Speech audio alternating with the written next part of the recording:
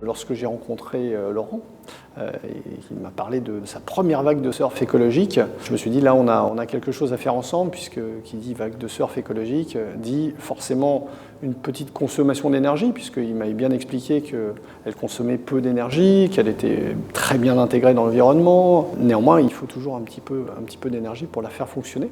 Donc ce que je lui ai proposé, c'est qu'on voit la source d'énergie qui l'alimenterait et qu'elle soit exclusivement à partir d'énergie renouvelable.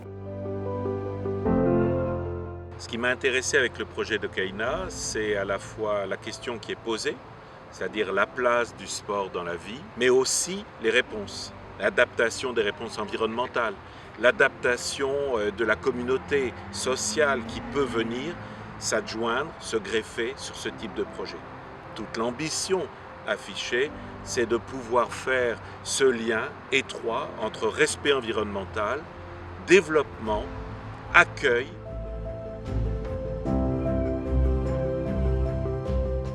On s'est dit qu'il faut aussi aller un tout petit peu plus loin et voir ce qu'on peut faire de plus au cœur du territoire.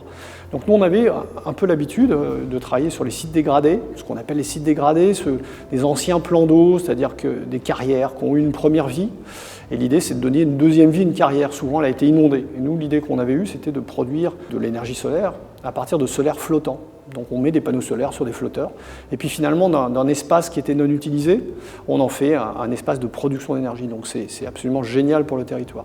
La vague, finalement, elle peut très bien aller sur ce type d'espace. Il y aura certainement des vagues qui seront sur des anciens ou sur des lacs artificiels, des bases de loisirs. Donc il y avait une compatibilité entre nos deux activités.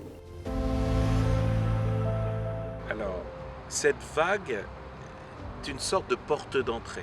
La capacité de réunir dans un même lieu différentes activités. C'est peut-être ce qui manquait sur des bases de loisirs, c'est ce qui manquait à certains quartiers, sur certains plans d'eau qui peut-être avaient des vocations trop ornementales.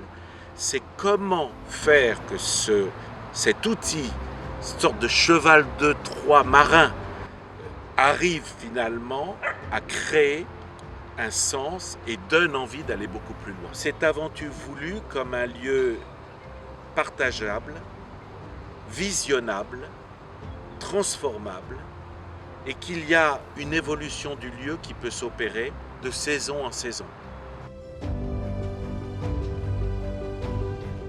Finalement, les énergies renouvelables, une vague artificielle, c'est aussi des éléments très structurants en fait, sur une vision nouvelle d'un territoire autour de l'écologie, autour d'activités essentielles pour l'homme. Et puis finalement, vous apercevez que cet écosystème ne fait qu'un, au service à la fois des citoyens et des collectivités et de tous les intervenants sur ces magnifiques projets qu'on va, j'espère, avec Laurent, propager un petit peu partout sur le territoire national et j'espère bien au-delà sur d'autres contrées un petit peu plus lointaines.